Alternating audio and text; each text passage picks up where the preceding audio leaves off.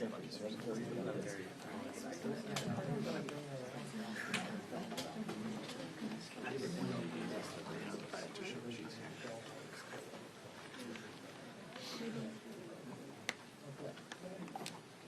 in their readiness, guys. Thanks, kids.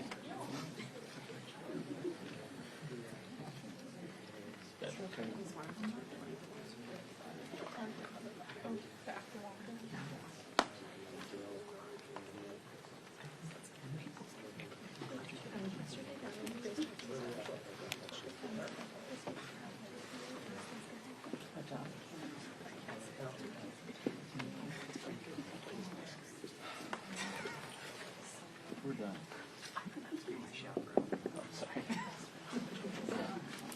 Visual impact zone.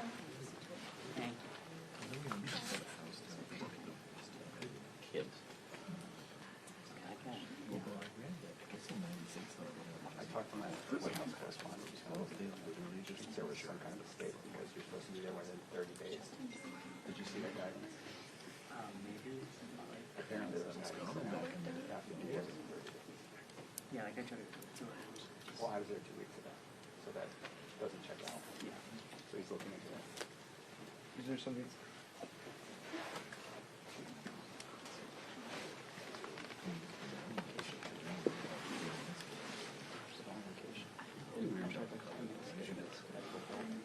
Perhaps. Perhaps not.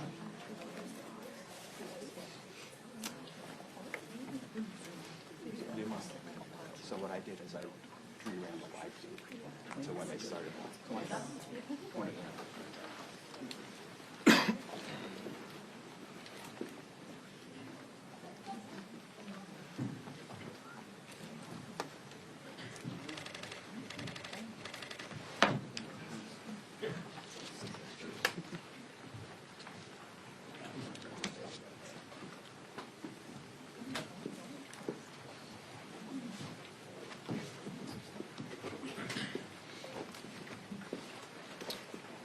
Welcome, everybody. We're on day 15 of the Democrat government shutdown.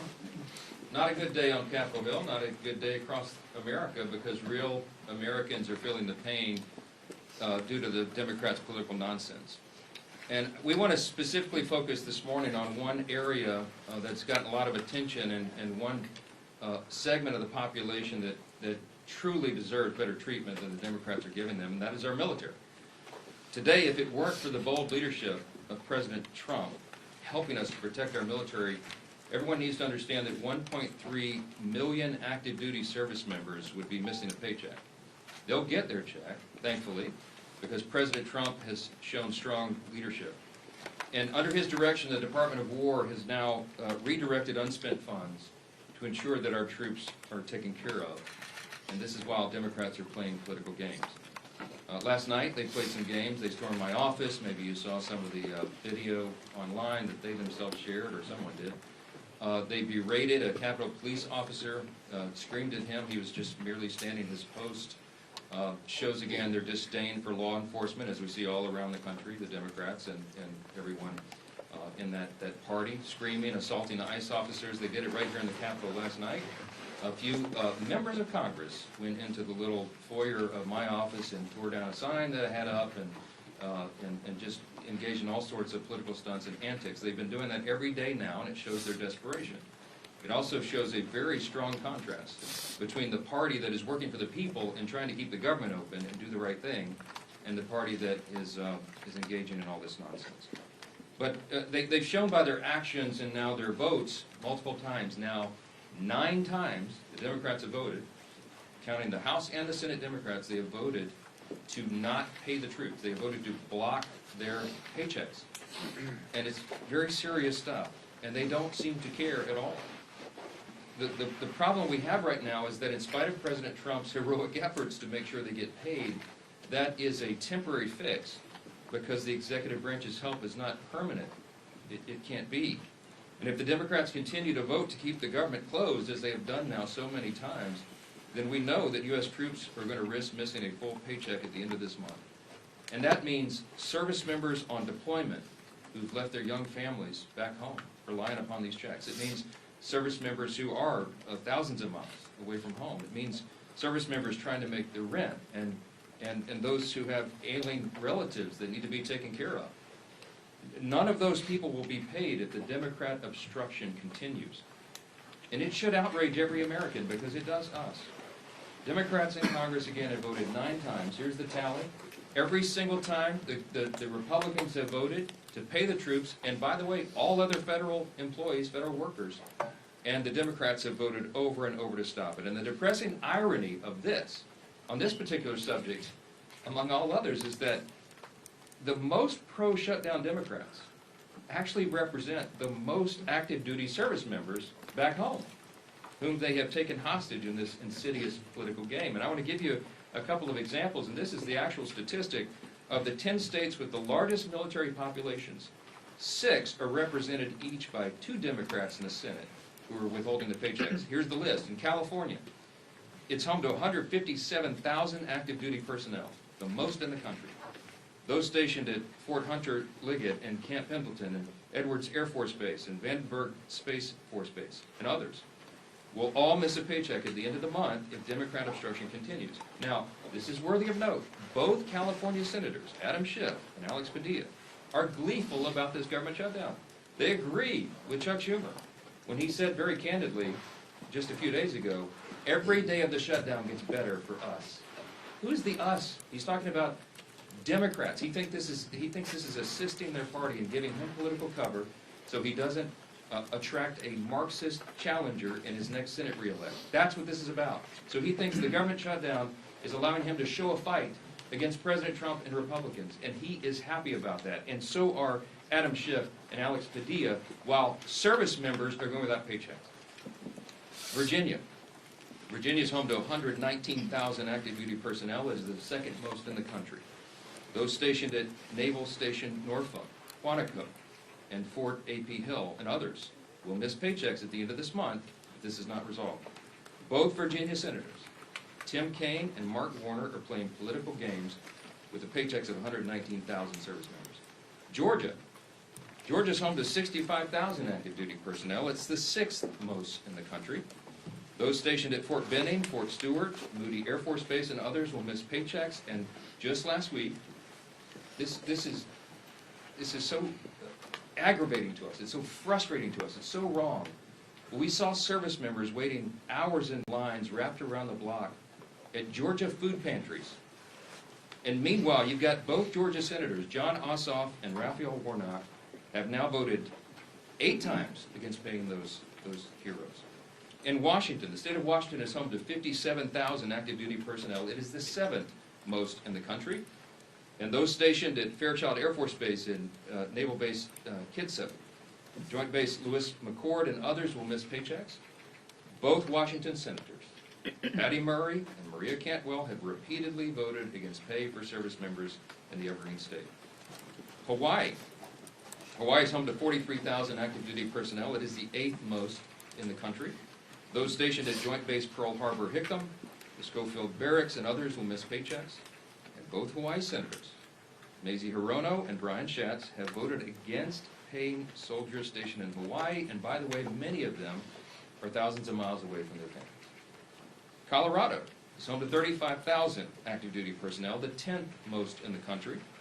And those stationed at Fort Carson, Buckley's Space Force Base, Peterson's Space Force Base, and others will miss paychecks. And you guessed it, both Democrat senators are from Colorado, John Hickenlooper, and Michael Bennett, have voted against paying those troops in their state. And I just want to mention New York. It gets honorable mention. It isn't in the top 10. But the Empire State is home to 17,000 active duty personnel, the 17th most in the country. Those stationed at Fort Drum and Fort Hamilton and others will miss paychecks. And sadly, both New York senators, Kirsten Gillibrand and the architect of the shutdown himself, Chuck Schumer, can barely hide their delight that the government is closed and troops are not being paid. I will just say this. There's something that should be remembered by everyone. Democrats say that even missed paychecks for U.S. troops won't be enough to end this shutdown. The Democrats, who we just demonstrated, represent thousands and thousands of the most heroic men and women on the earth, refuse to put their unserious partisan demands to the side and pay the troops. And here are the indisputable facts of this shutdown. Republicans want to pay the troops, and we have shown that with our actions and our votes now 9 times. And the Democrats want to use them as hostages to extort $1.5 trillion in new, unserious partisan spending that we just won't go along with. We won't sell out the long-term security and future of the United States so that Chuck Schumer can prevent a primary challenge from his left wing. We will not be a part of that nonsense. And until Schumer and the left wing of his party are satisfied enough that the pain this shutdown has caused has reached a limit that they're satisfied with, then Republicans are going to stand here every single day, and we're going to continue to deliver the simple facts directly to the American people. And today we brought in some of our House Republican leaders who represent many of these military districts and they're being so deeply and adversely affected by the Democrats' senseless games.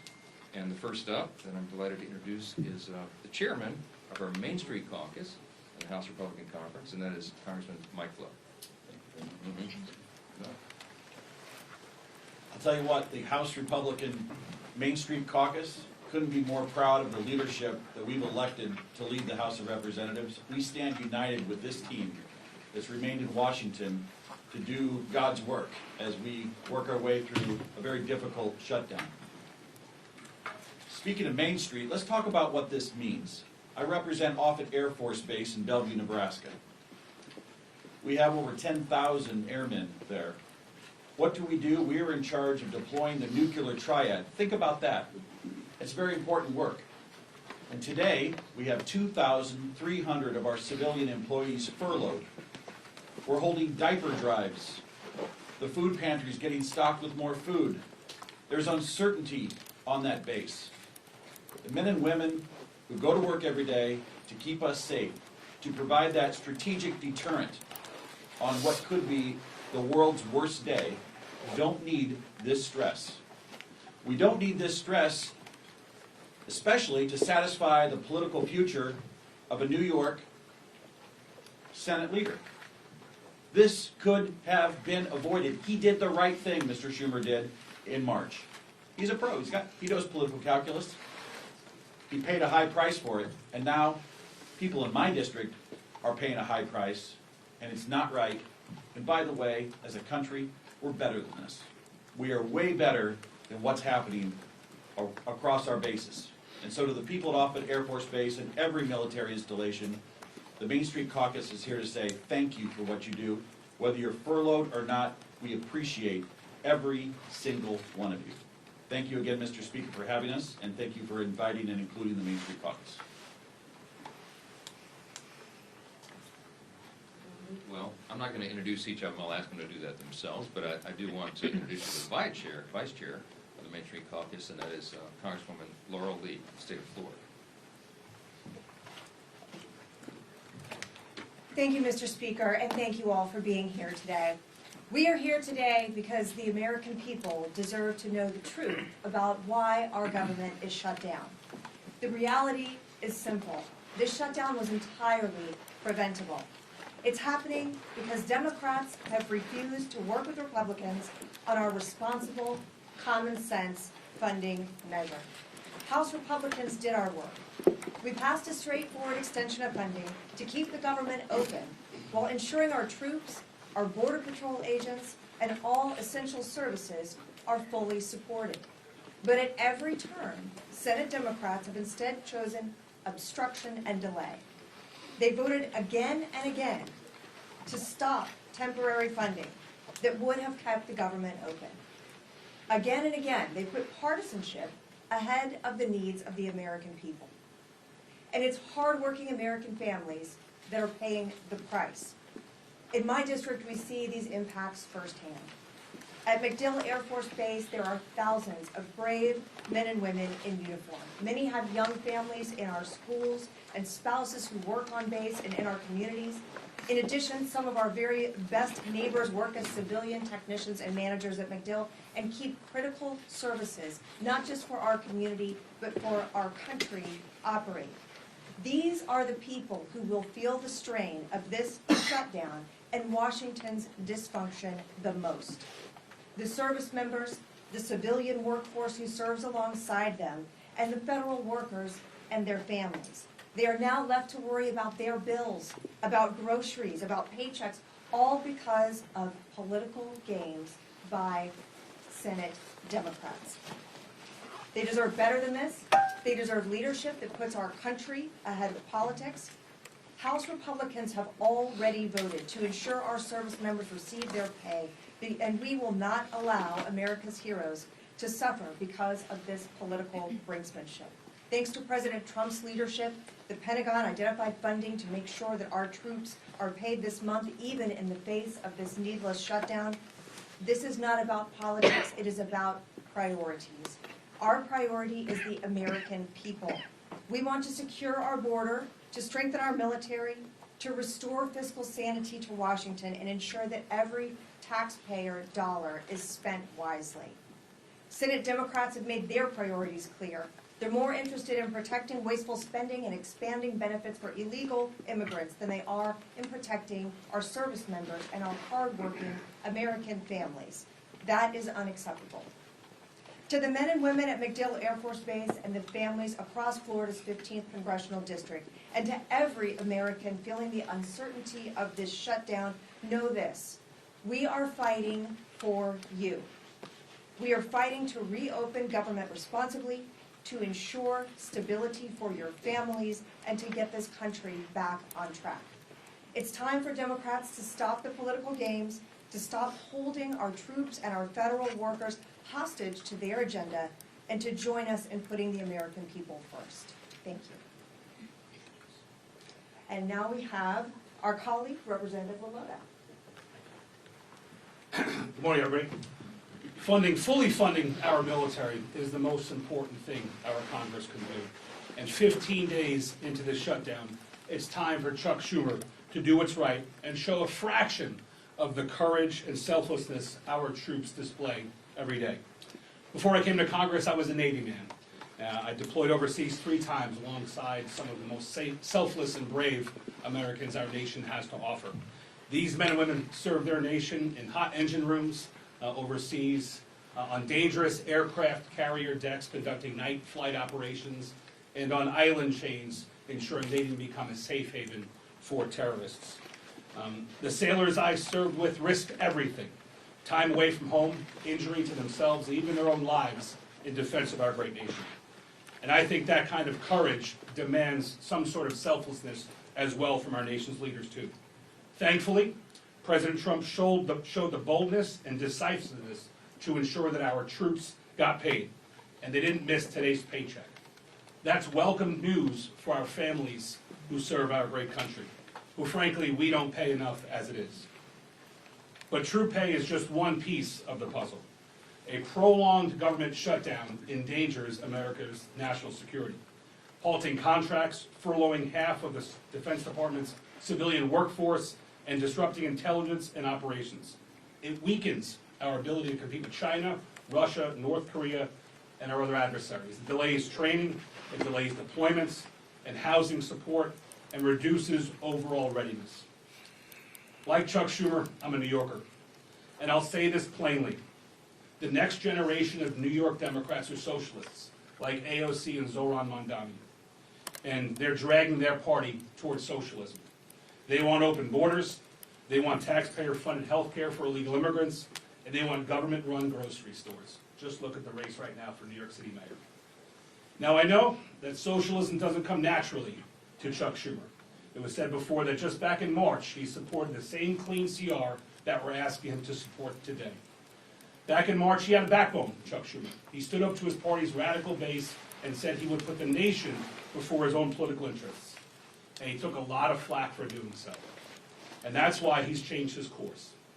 But we're here today to call on him to do better and to put the country before his own political job. And we're asking that he put the hundreds of thousands of federal workers that rely on a continuing resolution, we're asking him to support that. And we're asking him to put the millions of Americans before his own political future. We New Yorkers, we pride ourselves on being tough. So I'm asking Chuck Schumer to be tough and to stand up to his own party's base. Stand up to AOC and Mondani. Be brave like our troops. And do your job and reopen our government. I want to introduce my good friend, also a military veteran, an Air Force, don't hold the Air Force part against him, an Air Force colonel who's doing a hell of a job fighting for his constituents in Iowa, my friend Zach. Dave, thanks, brothers. Whenever you can get the Navy and the Air Force on the same target, we're moving in the right direction. Friends, here's the reality right now. This government shutdown does not have to happen. We have a reality before us where 1.5 million troops, both those active duty and those in the Guard and Reserve, are on pins and needles where they're going to be able to feed their family marching forward. I am so proud to be standing with fellow patriots up here, many of them who have served. I'm one of those members who have served not only in combat, but continue to serve in my reserve capacity in NATO.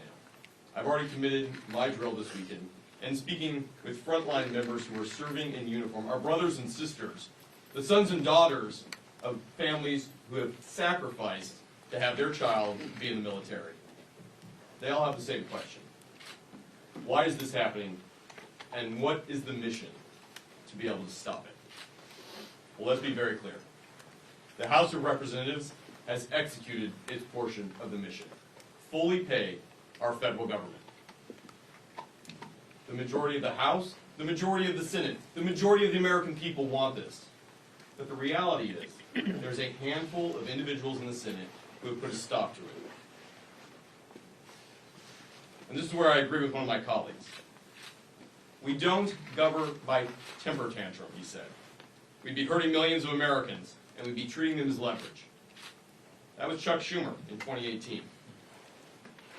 Another colleague said, this is irresponsible. No, it's reckless. My other colleague, Nancy Pelosi, but that was in 2013. A fellow colleague said, it's not normal to hold 800,000 workers, or in this case, over 1 million military members and their paychecks hostage. That was from AOC in 2019. Team, we've heard about the first-hand impacts to individuals. And it goes beyond just America, but what's happening right in our own districts as we look at this. Today, 15,000 National Guardsmen from Iowa were in danger of not being able to decide whether to put a down payment on a new car or being able to put food in the refrigerator. 2,000 of those members are right now deployed on the front lines in U.S. CENTCOM in Iraq. And even more of their families are wondering not only will they be safe, but will they be able to take care of their kiddos back home. So I called them up. And I said, hey, First Class Chase Holmes is a sergeant with our Iowa National Guard. He's currently preparing operations to be able to defend the country overseas. But because of the shutdown, critical joint training between his team and NATO was canceled. We spoke with an Iowa Guardsman and chaplain for the 224th Combat Engineers Battalion, Caleb Weiner. He is leading part of the 1,800 Guardsmen currently deployed to the northern part of Iraq right now. And he told me plainly, we're working, but we don't know if we'll get paid. I'll put my life on the line, but I hope someone's there to take care of my family if my paycheck doesn't come through. These aren't theoretical.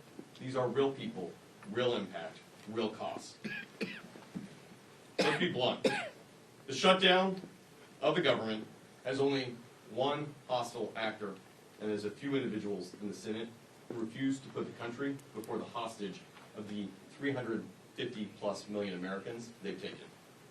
It's unacceptable, and that is why I'm grateful that while President Trump is helping lead peace in the Middle East with the men and women who are on the front lines providing it, we have folks at home who need to do the same job and stand up for this country first.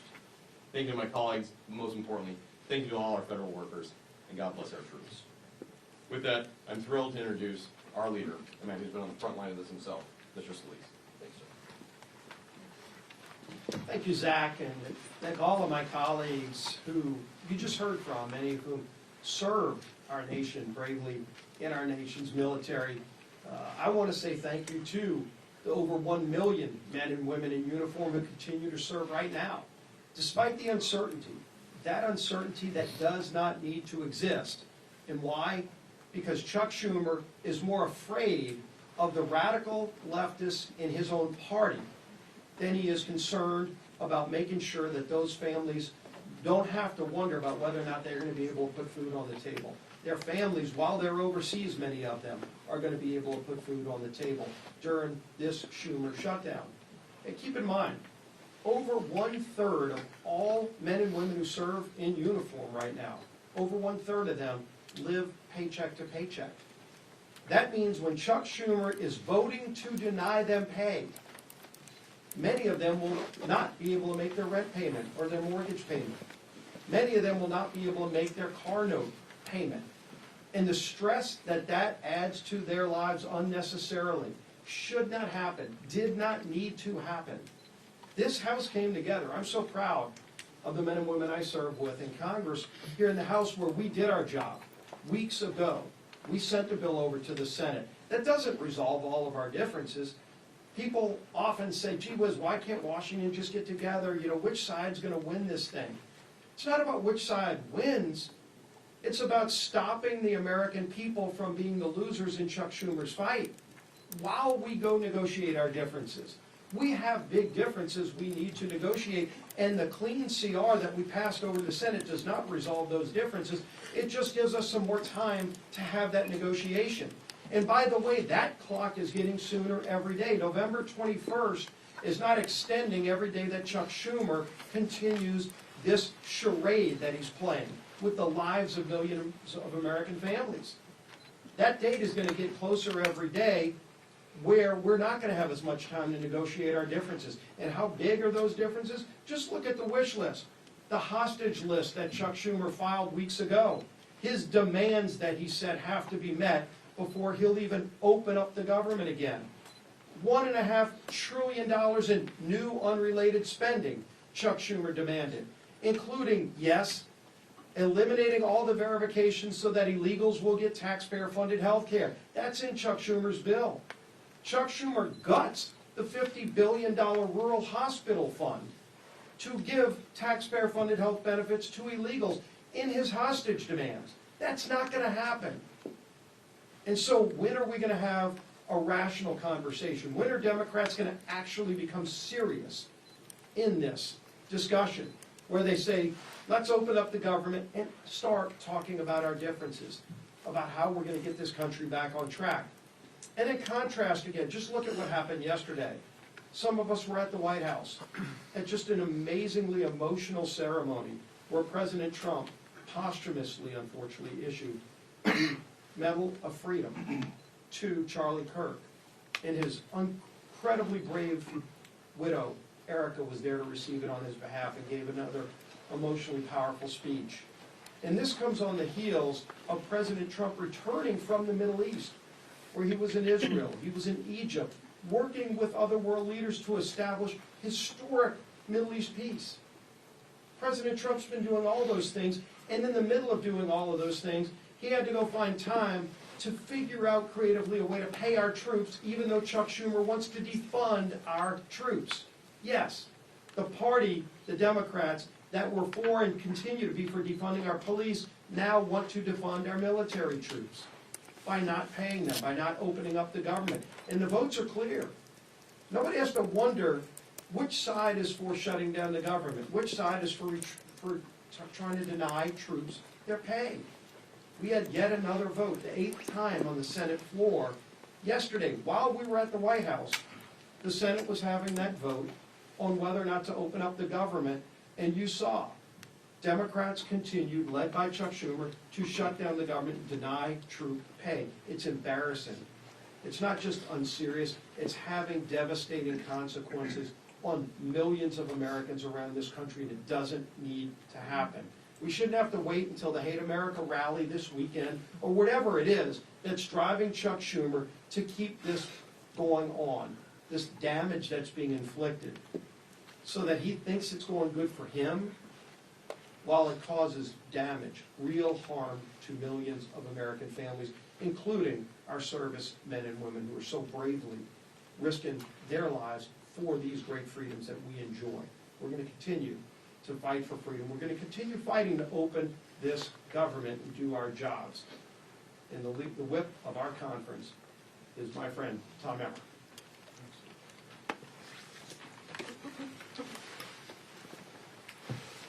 if Chuck Schumer and the Democrats had things their way, more than 1 million service members would not get paid today.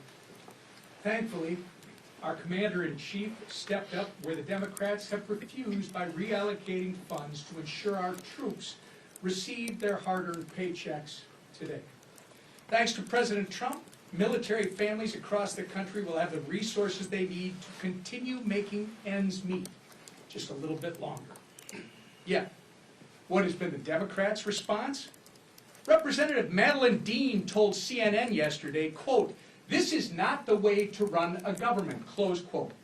Making sure our troops get paid is not the way to run a government? You know what is actually not the way to run a government, Representative Dean? Holding the American people hostage over your $1.5 trillion wish list of radical demands. Clearly, the Democrat Party of today is not your grandfather's Democrat Party. They care about one thing and one thing only, appeasing the radical, pro-terrorist wing of their party. And they will inflict the maximum amount of pain on the American people to do it. But it doesn't have to be this way. Republicans have a nonpartisan government funding bill ready in the Senate. We've been talking about it now for more than 2 weeks. It can be sent to President Trump's desk immediately. We could end the Democrats' shutdown chaos today if they would do the right and reasonable thing by passing our clean CR. It contains 0 partisan policy riders, no gimmicks. It's the same spending levels that Democrats supported just 6 months ago and that they passed 13 times previously under the Biden administration. But 9 times now, 9 times, the Democrats have refused, shutting the government down in the process and forcing Americans to pay the price. All so they can gallivant around the Capitol making ridiculous videos, childish videos, scream at Capitol police officers who aren't getting paid, by the way, and buy time until their Hate America rally takes place on Saturday on the Mall. It's despicable and it's wrong. We can only hope that they come to their senses and that the madness ends soon. Until then, our message remains the same. Stop playing political games, pass our clean CR, and reopen the government for the people you were elected to serve. Lisa McClain, our conference chair. Well, good morning, everybody. Here we are again. I'm going to be very clear. Chuck Schumer wants a dirty deal. I'll say it again. Chuck Schumer wants a dirty deal. One that caters to his radical base. You know, the same crowd planning to protest at their I Hate America rally this weekend. And what is in this so-called deal? Let's take a look at what's in Chuck Schumer's dirty deal. Let me spell it out.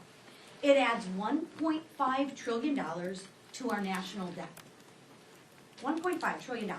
It hands out health care to illegal immigrants. That's not a talking point, that's a fact. It guts the most historic investment Congress has ever made in rural health care. Again, that's a fact.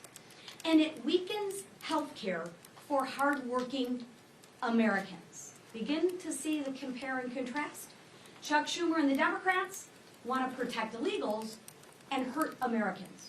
Republicans, we actually want to do what we were elected to do, and that's take care of Americans. Yesterday, we released a new white paper on the facts, which are actually crystal clear.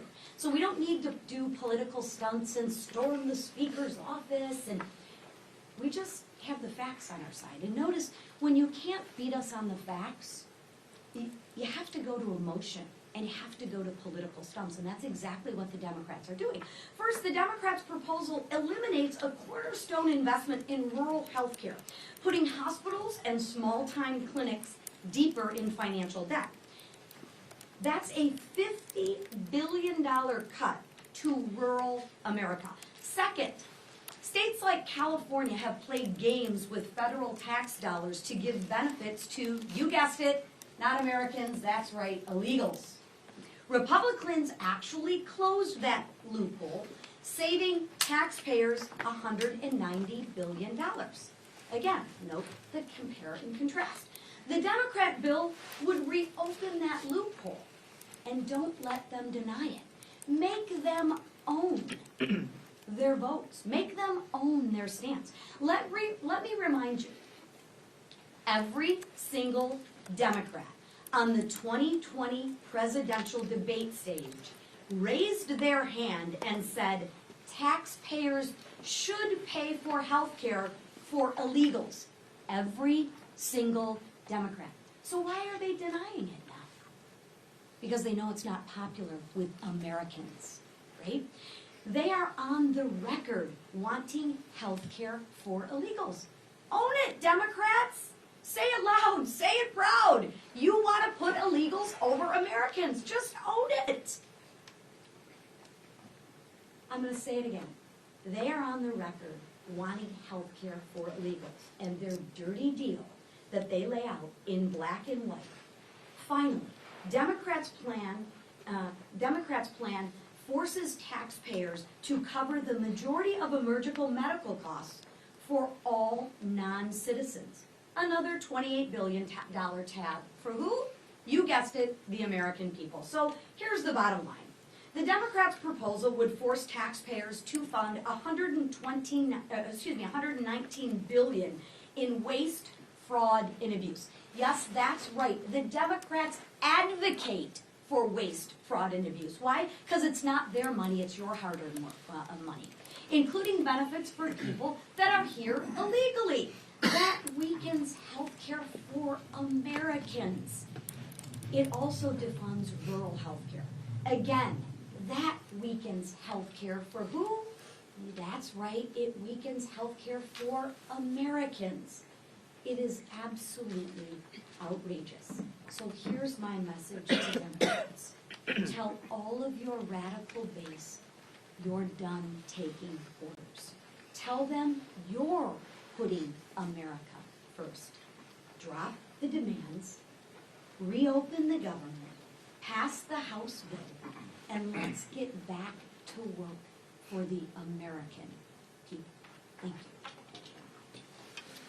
Speaker Johnson. A judge in Florida issued a restraining order against Corey Mills for threatening, harassing behavior from an ex-girlfriend. And according to these court documents, he also instructed a congressional staffer to reach out to her after that initial temporary restraining order was filed. Do you think this is an ethical violation, and do you think any disciplinary action is warranted? I have not heard or looked into details of that. I've been a little busy. We have a House Ethics Committee. If it warrants that, I'm sure they'll look into that. Mr. Speaker. It's been reported for a while. Corey Mills was accused of beating a girlfriend in his D.C. apartment. He was accused of stolen valor by the people that he claimed to have saved on the battlefield that have been on the record said that he did not save them. I mean, this has been happening since the beginning of the year. Are you concerned about these allegations against Corey Mills? Look, you have to ask Representative Mills about that. I mean, he's been a faithful colleague here. I know his work on the Hill. I mean, I don't know all the details of all the individual allegations and what he's doing in his outside life. You have to ask him about that. Let's talk about things that are really serious. Thanks, Mr. Speaker. OMB put out memos saying that they're going to batten down the hatches and ride out the shutdown. But, as you pointed out, they're going to pay the troops, as well as they said pay law enforcement. Should law enforcement include Capitol Police who protect you, your family, you know, Mr. Scalise, the whip, as well as the Capitol building in general? Yeah, we've always stood with Capitol Police and law enforcement, and we've shown that in word and deed. And I can tell you that I was with the President for a couple of hours in the Oval Office last night. I spoke with Russ Vought in the Rose Garden before the Charlie Kirk service. They are, what's the right word, forlorn about this. No one on the Republican side is taking any pleasure in this scenario. Yes, we're always for reducing the size and scope of the government and all of that, but this is not the way to go about it. We don't shut the government down, turn off the funding streams, and then require all these cuts like this. So what they're doing is they're having to triage federal spending, as you know. Because anybody, as we've said, any person who's in the White House, regardless of party, and their director of OMB, is given this unfortunate, reluctant task. They have to figure out and triage what are the most essential services personnel policies and what are not. They're going to look at that through a partisan lens, but when they look through it through that lens, I mean, we're looking at it right now as conservative Republicans, the White House, that's who serves in the White House right now. If Joe Biden or Kamala Harris or a Democrat were there, they would look at it with a totally different set of lenses. But I can tell you that when we look at that, we prioritize troops and law enforcement, absolutely. So if there is a mechanism to do that, they will find it, and they will fund it. The reason, the way they were able to get the troops paid for this paycheck, and as I said, this is not an enduring solution because we will run out of the funds, but there were some unspent funds in effectively R&D accounts in defense. They moved that over to prioritize payment of those who are putting their lives on the line today and who have families in serious situations. That money will be replaced, as has been explained by the White House, after the funding gets going again. If we can find a similar mechanism to take care of Capitol Police, of course, they'll do that, but that's in a separate branch. So, Mr. Speaker, Speaker, yes, sir. Mr. Speaker, this is day 15 of the shutdown now, and Leader Scalise just kind of addressed this, that the 7-week bill that you guys passed before, you guys have already lost 2 weeks of that. Is there a point in the future where you decide to put either another clean continuing resolution on the floor, like in the next couple weeks, or why not just put some of your appropriation bills that have passed out of committee on the floor during the shutdown? Our appropriators have been hard at work, even during the shutdown.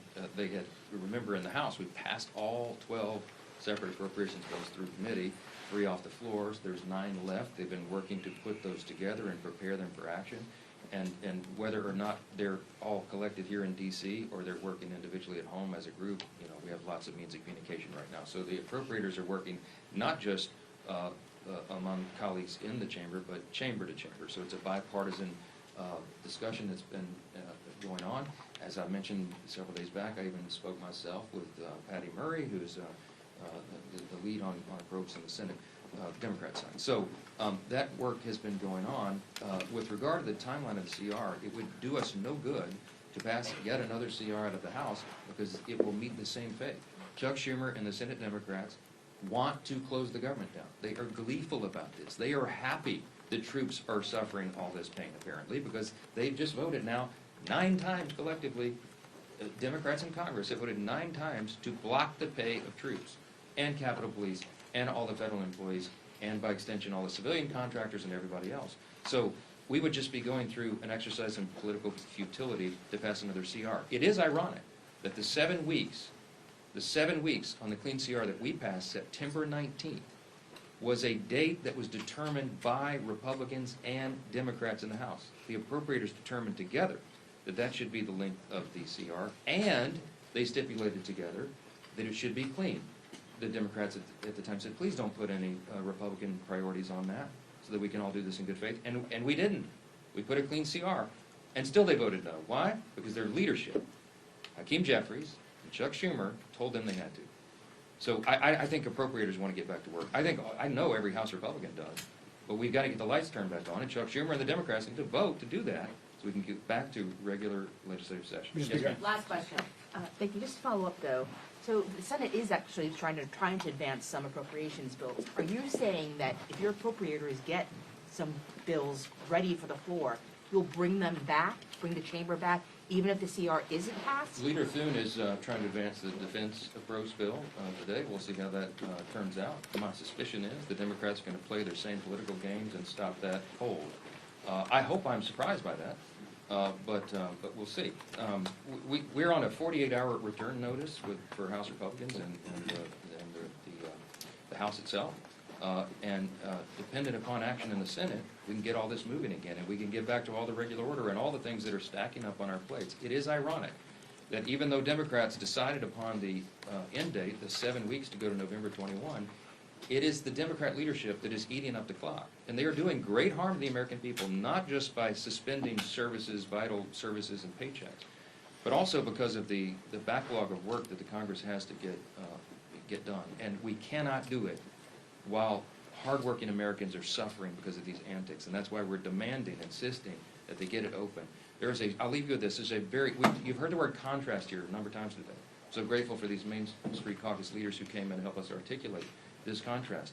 I'll just say this again. You have 2 parties on a split screen right now. You have President Trump and the Republican Party reducing your taxes, cutting government red tape and regulations to get the economy going again. passing historic legislation to boost the economy and bring down the cost of living. You have Republicans who have ended the border crisis, almost 0 illegal crossings in the last 4 months. You have Republicans who are working to end the crime crisis and support law enforcement and ICE officers and all those who are wearing that badge and putting their lives on the line and supporting our troops, as we talked about today. You have Republicans who are ending fraud, waste, and abuse in government and making government work more efficiently and effectively for the people. And you have President Trump and the White House and his administration ending conflicts that are killing millions of people around the world. What have Democrats accomplished in the last 9 months? A government shutdown. I mean, the contrast between these parties could not be any more stark. And I encourage you to watch. We call it the Hate America rally that will happen Saturday. Let's see who shows up for that. I bet you see pro-Hamas supporters. I bet you see Antifa types. I bet you see the Marxists in full display, the people who don't want to stand and defend the foundational truths of this republic. And we do. And that's what we're here doing every single day. And we'll continue to come in every morning and tell the American people the plain and simple facts. Because the facts are going to win the day here. The American people are not stupid. They see what's going on, and they know who's to blame. Thanks for being here this morning. Oh, my foot's asleep. Reese. No. Reese. Hey.